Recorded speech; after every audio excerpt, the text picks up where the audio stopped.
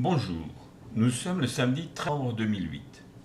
Le CAC, vous le voyez ici, a terminé la semaine à 3213,60. Il a donc repris 7,55%, mais je ne suis pas sûr du tout que cette reprise va durer. J'ai entendu hier des choses que je qualifie d'invraisemblables.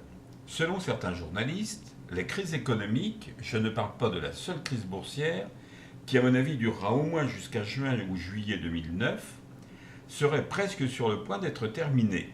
Je trouve qu'on devrait rétablir la peine de mort, au moins virtuellement, pour les personnes qui annoncent de telles inepties. Ne vous faites aucune illusion, le plus gros de la crise, qui va durer encore 3-4 ans, est devant nous, avec son cortège de faillites d'entreprises, notamment des sous-traitants, de chômeurs malheureusement, de baisse du pouvoir d'achat, etc. Vous avez certainement appris comme moi que les sénateurs ont refusé à M. Obama d'intervenir en faveur de l'automobile américaine. Ils ont eu à la fois tort et raison. Tort parce que c'est l'un des secteurs clés de l'industrie américaine et que si les trois grandes mettent la clé sous la porte, il va y avoir beaucoup de dégâts, notamment dans le domaine de l'emploi. En plus, ils ont secouru Wall Street pour une somme largement 30 ou 40 fois supérieure à ce que demandait l'automobile américaine. Mais d'un autre côté, ils ont raison parce qu'une fois de plus, c'est toujours le contribuable qui paierait pour les erreurs des autres. J'en veux pour exemple la dernière affaire aux États-Unis qui a fait l'effet d'une bombe dans le milieu de la finance. Jeudi dernier, jeudi donc je ne sais plus combien exactement, le 11, voilà, le FBI a annoncé l'arrestation puis la libération jeudi soir par le parquet de New York, après versement d'une caution de 10 millions de dollars de M. Bernard Madoff, conseiller en investissement à Wall Street et ancien PDG du Nasdaq. Cette personne avait une réputation prestigieuse et était considérée comme un innovateur majeur dans le monde de la finance électronique. Il est accusé d'avoir monté une gigantesque fraude portant sur un peu plus de 50 milliards de dollars. Je ne sais pas si vous voyez. Il a 70 ans, il risque jusqu'à 20 ans de prison et une amende de 5 millions de dollars s'il est reconnu coupable d'avoir mis en place une pyramide, précise un communiqué du procureur et de la police fédérale américaine. À mon avis, d'ailleurs, ce n'est pas vraiment une pyramide, c'est ce qu'on appelle de la cavalerie, c'est-à-dire qu'il a utilisé les fonds qu'il touchait pour rembourser les personnes qui avaient été les premiers à souscrire à ces produits, disons.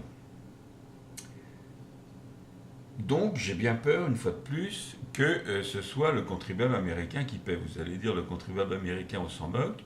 Seulement, nous, il risque de nous arriver quand même à peu près la même chose. Et c'est ça qui fait problème. Alors si maintenant je regarde dans le détail ce qui s'est passé pour le CAC. Les cours reviennent, vous voyez ici, par le haut, vers la moyenne mobile de Bollinger, ici. Qu'est-ce que ça signifie? Je vous répète une fois de plus, il y a autant de chances pour que les cours franchissent cette barrière, c'est-à-dire descendent, que pour qu'ils rebondissent dessus et remontent. À mon avis, étant donné ce que je vois ici, il y a de fortes chances pour qu'ils baissent plutôt que de remonter, mais enfin, nous verrons. Cette configuration est, disons, assez difficile à interpréter, il faut bien le dire. Alors, du côté des devises maintenant, qu'est-ce qui se passe? Ou plutôt, qu'est-ce qui s'est passé cette semaine? Eh bien, tiens, voilà, il fallait le 12 décembre, c'est-à-dire hier, en clôture, vous le voyez ici, non, vous ne le voyez pas, voilà, il fallait 1,3376$ pour obtenir 1 euro. Le 5, il fallait seulement 1,2774$, c'est bien ce que je disais, pour obtenir 1 euro. Donc, il semble maintenant que le rapport euro-dollar évolue en faveur de l'euro. Je vous rappelle, quand cette courbe fonctionne dans ce sens-là, c'est-à-dire quand elle baisse ici, ça signifie que le dollar monte devant l'euro. Quand elle remonte comme ça signifie le contraire. Ce mouvement va-t-il durer?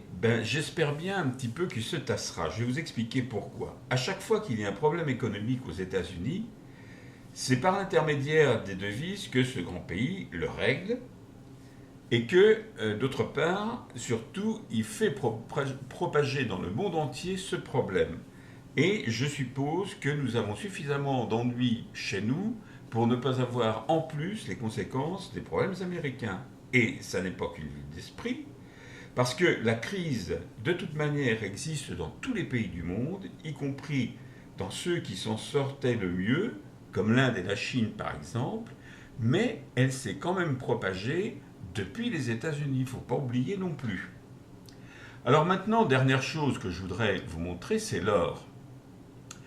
L'or, hier, il a terminé à 820,50 $ l'once ici, et il a eu un plus haut de 829,70 $ l'once ici. Alors, est-ce que c'est le signe que la hausse de l'or est repartie? Ça, je ne peux pas vous dire. Je pense que je vais faire comme les Anglais, c'est-à-dire que je vais m'asseoir, attendre et voir. Parce que tout semble indiquer quand même une reprise. Mais bon, on ne sait jamais. Moi, cette ligne qui est la ligne à laquelle je crois beaucoup, qui est la moyenne mobile à 150 jours, ma foi, l'or, vous le voyez, les cours de l'or sont toujours en dessous. Alors cela dit, je vous souhaite de passer une excellente semaine boursière et je vous dis à la semaine prochaine.